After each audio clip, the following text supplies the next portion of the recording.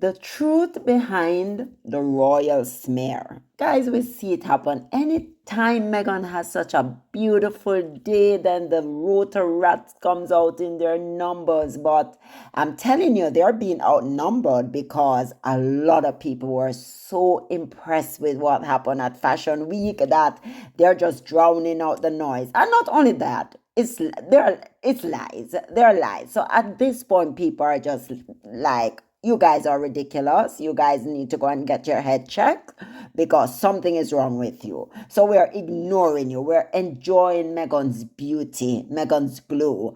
So I was watching this program with, her name is Afia and Dr. Tessa Dunlop. I think it's called The Royal something, right? Anyway, they were talking about, I think it went back. It didn't seem like it was new information, but they were talking about how they labeled Meghan and, all of the things that Meghan brought to the table, but just the viciousness that was meted out to her and everything. And people were like, Afia was like, because, Afia is very balanced. Tessa sometimes can be balanced, but sometimes I realize she plays it both ways, which I don't like. I think Afia is pretty straight. But yes, in this review, Tessa gave a very good review and stated it exactly like it is, like how we have always been saying. So guys, let's get into it. Please don't forget to like, subscribe, turn on your notification bell so you never miss a beat. So I'm going to play the video for you. But part of it, they were saying there were tensions within the royal family before his wedding to Meghan. We know they're talking about Harry. Prince William thought that Prince Harry was rushing into marriage. People decided she was a bully, when in fact, she was an outspoken woman of color. So that's what Afia is saying. That's ridiculous. Anytime they see an assertive woman, especially an assertive black woman, they come with this crap that they're aggressive, they're bullies and all of that. So take all of that with a grain of salt. Ignore the noise, because you realize that if you tell people what you want or tell people how to treat you with respect, with dignity, they think that, oh, how dare you, you're uppity.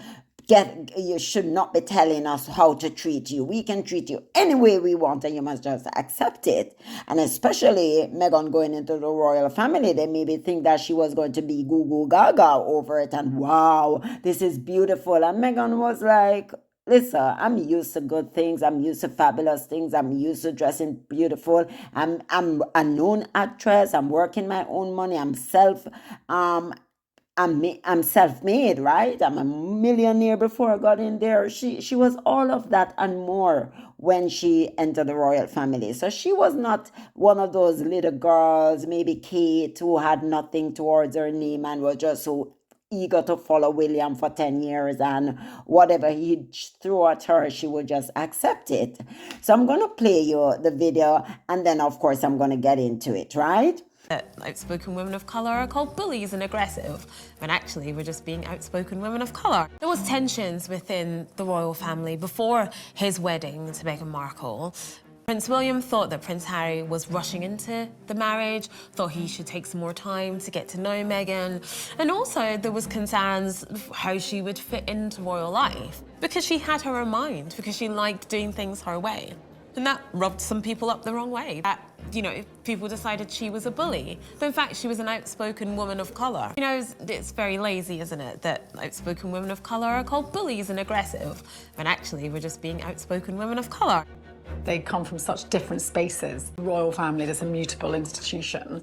Time immemorial, it's sort of been there, unchallenged, unbending, and this, successful, ambitious woman who had other ideas, I think, probably for her life and her husband's life, and couldn't really get her head around the kind of inbuilt inferiority of the Sussexes versus the Cambridges. Prince Harry felt that the rest of the royal family, particularly Prince William, Prince Charles and Queen Elizabeth II, should stick up for him and Meghan, should have defended them in the press, should have perhaps stopped the press from writing these stories about them.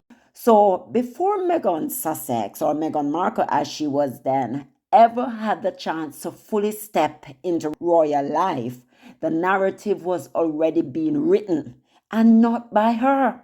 From the moment she entered the picture, Meghan wasn't treated like a new member of the family. She was treated like a threat to the system. And that system, steep in hierarchy and silence, didn't know what to do with a woman who refused to shrink herself. So that was a problem, right? Because Meghan was a go-getter. Meghan knew her worth, and Meghan had so much to bring to the table. She was definitely an asset. She would have been an asset to the royal family, but they fumbled the bag, and it's on them. Their loss, our gain. Because if it wasn't for that, and they treated her lovely, we would not have been seeing the beautiful Meghan on full display in front of our very eyes. She would not have been at Paris Fashion Week. She would not have been talking and coming out and being empowering to other people and showing people that yes, you can fall down but get right back up. There are challenges in life, but that's okay. That is life. That outspoken woman of color are called bullies and aggressive when actually we're just being outspoken women of color. So that's what Afia said. Afia was like, where did we come to this conclusion that when someone is outspoken that they're now being labeled bullies and aggressive just because they're taking agency over themselves? Come on, guys, give me a break. When did we get to this stage? And that's the truth many refuse to face. Meghan wasn't a bully. She was bold. She wasn't aggressive. She was assertive. But when a black woman dares to speak with clarity and conviction in spaces built on silence and submission, she's instantly labeled as too much. Yeah, she's uppity. That's how they love to describe us, right? They come from such different spaces. The royal family, this immutable institution, and this successful, ambitious woman who had other ideas. So that is now Tessa chiming in, and Tessa is saying, yeah, this is who Meghan is, and the royal family didn't like it because they're hell-bent on silencing their women, shutting them up, and especially a woman of Meghan's caliber, they did not want her to speak because they know that she speaks with conviction and she's very impactful when she speaks, right? They come from such different spaces. The royal family is a mutable institution. Time immemorial, it's sort of been there unchallenged, unbending, and this, successful, ambitious woman who had other ideas, I think, probably for her life and her husband's life, and couldn't really get her head around the kind of inbuilt inferiority of the Sussexes versus the Cambridges. That right there is at the heart of the clash. The royal family, a centuries-old institution bound by outdated protocols, versus Meghan Sussex, a modern, educated, independent woman who had already built her own career, voice, and purpose. She didn't need royal status to define her. She came in wanting to contribute, to use her platform for causes that mattered. Women's empowerment, mental health, equity, and compassion. But to the palace, that kind of independence was threatening. Therein lies the problem, guys. It's easy to forget that even before her wedding, the briefings and the leaks had begun. Difficult Duchess, or Duchess Difficult as they called her. Meghan made Kate cry. Meghan's the bully. These weren't stories born out of truth.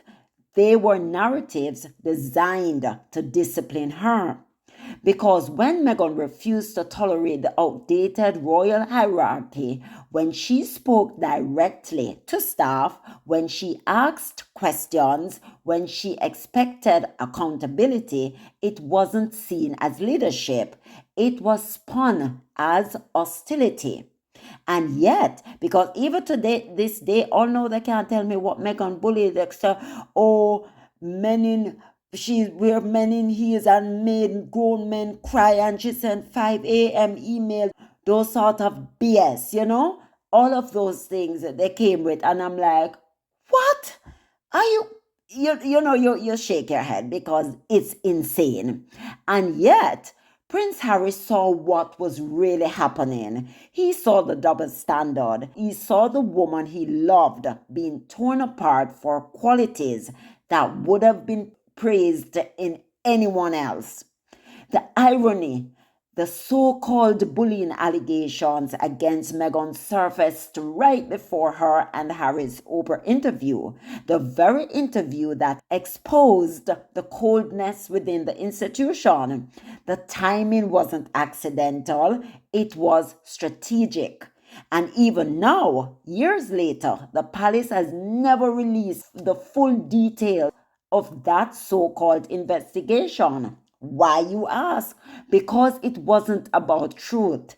It was about reputation management. It was about protecting the image of the monarchy, not protecting the woman they targeted. Let's be honest. Meghan didn't fail to fit in. She refused to dim down. She didn't misunderstand royal life. She understood it too well. She recognized that silence equals complicity. And when she began to push back, when she challenged the treatment, the smears, and the leaks, she exposed the uncomfortable truth that a biracial, outspoken woman was never meant to thrive inside that system. Her strength, her modernity, her compassion, all of it was seen as a rebellion because it highlighted what the monarchy feared most: evolution. Meanwhile, as Meghan was vilified, others within the family, including senior royals, were protected from scrutiny. When William's private affairs were whispered about, silence. And that's one of the reasons why they threw Meghan and Harry under the bus as well. When Charles's controversies resurfaced, silence. But when Meghan asked for basic human decency, the institution turned her into a villain. That's not just hypocrisy, it's systemic bias. It's the same pattern women of color experience in boardrooms, politics, and media. Their passion gets called aggression. Their leadership gets called arrogance. Their confidence gets labeled as bullying.